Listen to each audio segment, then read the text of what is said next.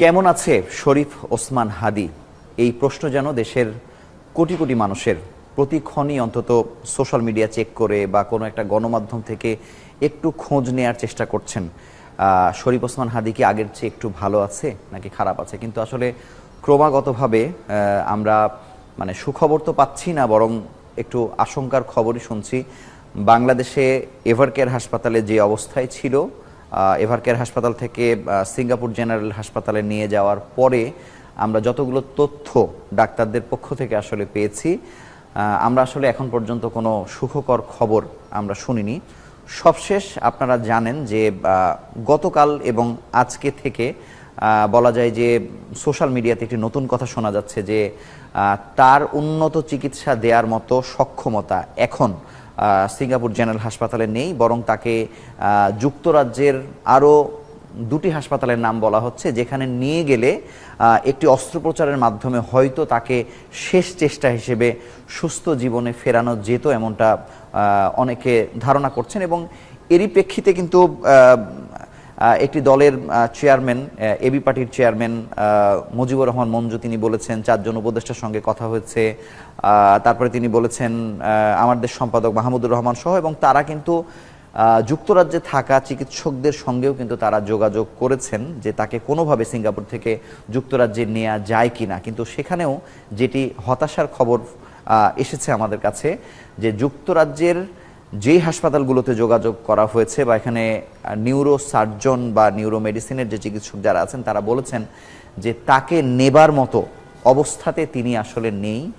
তাকে যদি নিয়ে আসাও হয়, সুখবর দেবার মতো বা ক্রমাগতভাবে একটু শারীরিকভাবে আরেকটু উন্নত করবার মতো পরিস্থিতিও আসলে নেই।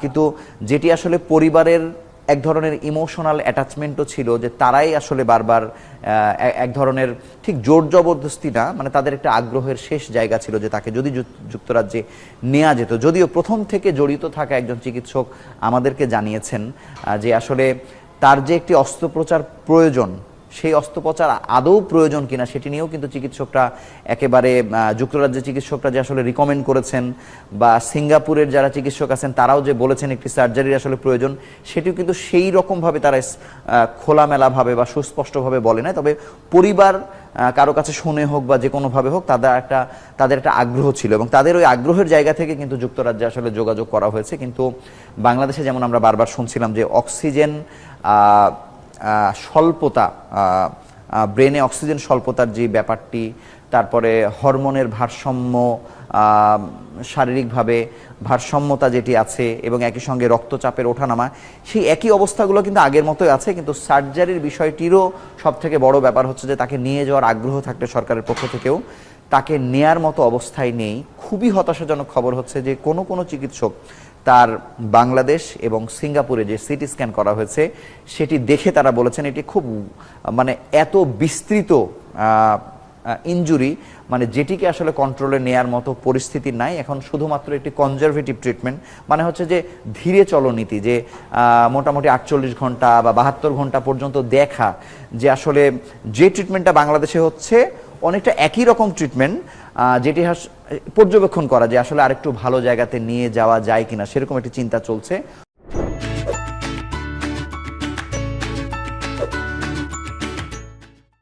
তবে বাংলাদেশের থেকে কম্পারেটিভলি যে জিনিসটি ভালো, বাংলাদেশে আপনি জানেন যে সরকারি হাসপাতাল তো একেবারেই সংক্রমণের আখড়া বলা যায়, যে কারণে রোগীদের প্রাণহানি ঘটে, যেটির কারণে এখান থেকে বাংলাদেশের একটি ইন্টারন্যাশনাল অ্যাক্রিডেটেড হাসপাতাল এভার কেয়ারে নিয়ে আসা হয়েছিল।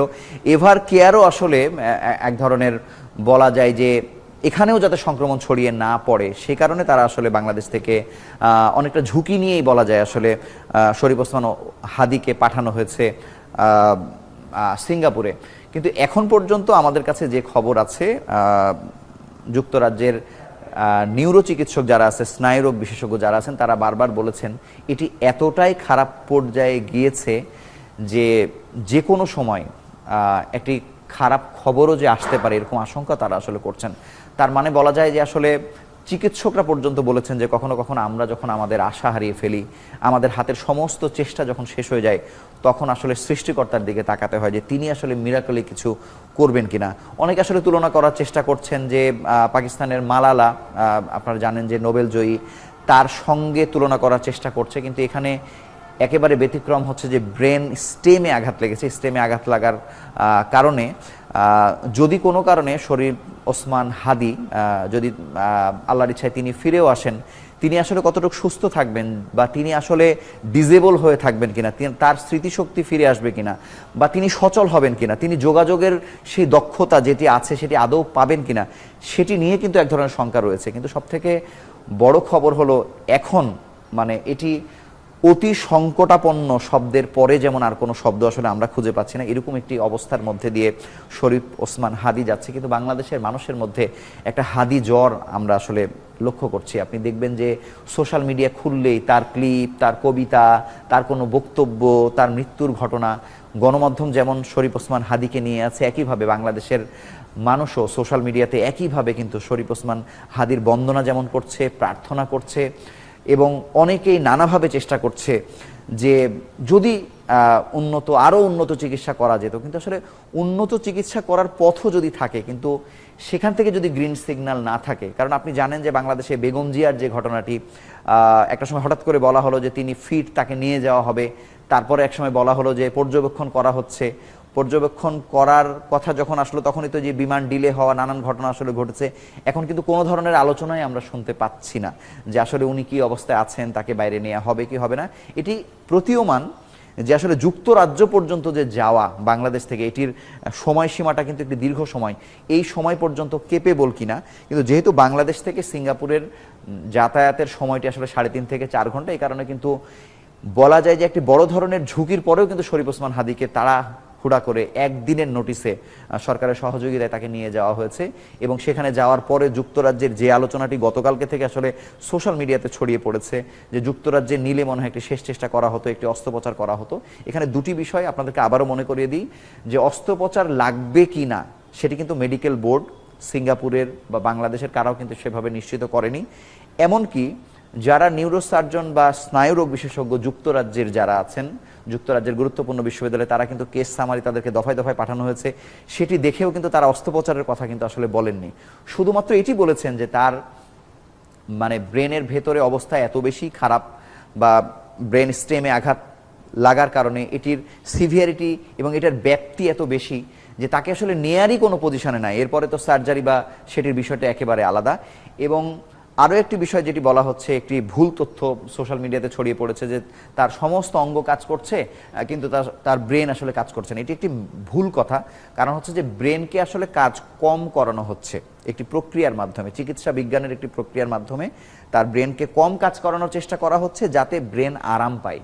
ব্রেনে যে এই যে একটা ঝড় গেছে, একেবারে বিস্তৃত লণ্ডভণ্ড হয়ে যাওয়ার যে ব্যাপারটি, সেটিকে আরাম দেওয়ার চেষ্টা করা হচ্ছে যাতে অনেক সময় হয় না যে 48 ঘন্টা 72 ঘন্টার পরে কিন্তু পর্যায়ক্রমে একটু মানুষ কিন্তু একটা রিল্যাক্স পর্যায়ে আসে বা একটু ভালো হয়, সেই সময়টি আসলে দেয়া হচ্ছে।